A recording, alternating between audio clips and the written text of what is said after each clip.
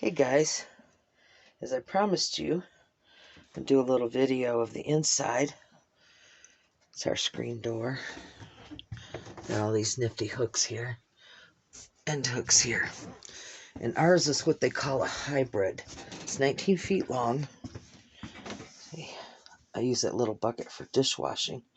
My little coffee pot, crock pot. It has this awesome stereo, built-in clock. Everything works. Look at this bathroom. That's where I keep my broom and some of our other stuff. Storage isn't too bad. We found this spot under here behind the dinette.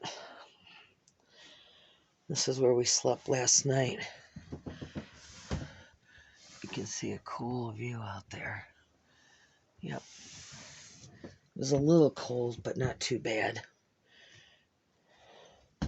We sat here last night. We watched movies. Got this couch here. It's got an ugly sheet on it right now, but Cody gets up there. That makes out into a bed. And then there's another one in the back. We kind of use this just to set stuff up. Also has these cool fans that you hook up to here, and they connect to here, and they also have a light on them. And we got a couple generators.